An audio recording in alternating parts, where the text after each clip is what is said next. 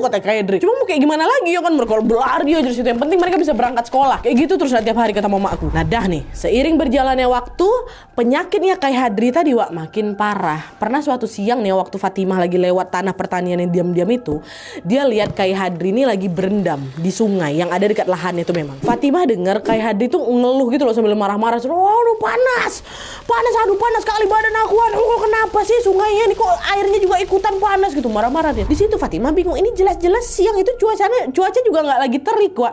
Air sungai juga kan harusnya dingin ya kan. Tapi ngapa Kak Hadri ini bilang kepanasan sampai mukanya merah Wak, kata mama aku. Apa karena penyakitnya kali ya, kata Fatimah. Cuma Fatimah pasti nggak berani nanya, takut malah disemprot lagi ya kan kayak sebelum-sebelumnya. Udah biarin aja udah lari kita diam-diam gitu. Jadi udah mereka berlari tanpa negur Kak Hadri sama sekali lagi kepanasan dalam sungai itu.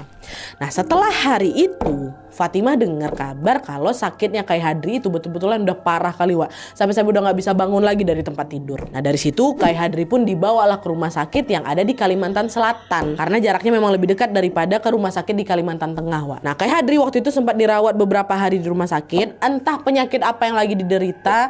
Tapi yang jelas sejak sakit ini Kak Hadri malah jadi bersikap aneh. Pernah suatu hari Wak ya Kak Hadri ini minta dibawain 4 kue Nagasari sama air 1 teko. Dia lahap kali makan kue sama air itu. Memang masih normal, sebatas itu masih normal. Tapi setelah makan sama minum itu, tiba-tiba lidah Kak Hadri itu kejulur keluar kayak gitu loh Wak. Dah nggak lama setelahnya Kak Hadri juga ngeluh badannya panas nih. Dan ini nggak cuma terjadi sekali aja Wak ya. Beberapa hari setelahnya, pokoknya setiap habis makan sama minum, lidahnya pasti kayak gitu terus pasti keluar. Dan dia juga sering ngeluh kepanasan, sering kayak gitu terus. Dan hal itu berlangsung terus menerus sampai Kak Hadri menghembuskan nafas terakhirnya di rumah sakit, meninggal Kak Hadri.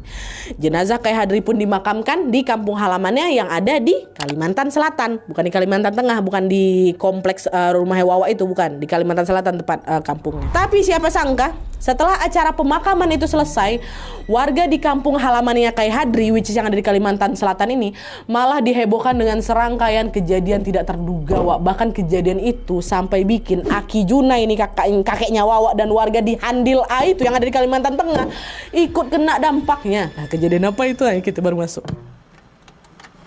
Nah jadi Wak, di kampung halamannya Kak Hadri ini di Kalimantan Selatan ya, ada satu tradisi di mana kalau ada yang meninggal dunia pasti kuburannya akan dijaga sama kerabat atau tetangga selama 3 malam. Nah biasanya akan dijaga 2-3 orang Wak. Dan di sana yang ngejaga ini akan mengaji sampai khatam 30 juz. Nah waktu itu kuburannya Kak Hadri ini dijaga sama 3 orang kerabatnya. Kita sebut aja lah namanya Zainal, Rusnal, sama Badrul ya. 3 orang ini jaga di kuburan dengan penerangan senter waktu itu. Selama berjaga mereka pun menyelesaikan ngaji 10 juz setiap malam Wak. Dimulai dari setelah maghrib sampai seselesainya lah gitu. Biasanya 1-3 jam. Nah di malam pertama jaga, Zainal, Ruslan sama Badrul ini secara bergantian tuh Wak, mulai mengaji.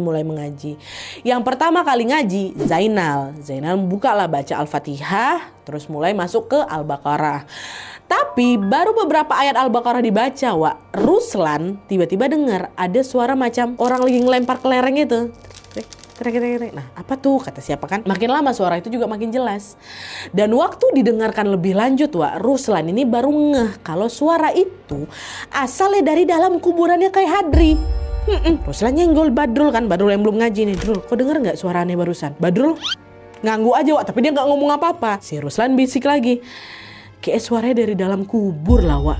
Gak usah mikir aneh-aneh lah, udah fokus ngaji aja, paling itu cuma serangga. Nah di situ Ruslan udah mulai takut tuh Wak sebenarnya. Tapi dia dengerin sarannya Badrul, udah lanjut lagi nyimak ngajinya Zainal. Untungnya suara itu hilang waktu azan Isya berkumandang. Oke, dah mereka lanjut sholat, habis itu baca lagi sampai selesai.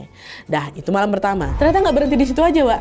Di malam kedua jaga, Ruslan denger lagi tak suara kelereng dilempar lagi. Padahal mereka belum mulai ngaji itu, suara tuh udah terdengar duluan Wak. Dan kali ini jauh lebih keras dari sebelumnya. Sampai Zainal yang hari-hari sebelumnya tuh nggak begitu percaya ya kan, dia sampai komen, suara apa tuh? Perasaan dari tadi gak hilang-hilang lah. Ruslan nyaut, nah kan dengar kan? Dari kemarin lo aku sama Badrul udah denger weh. Iya aku baru denger, kata Zainal lagi.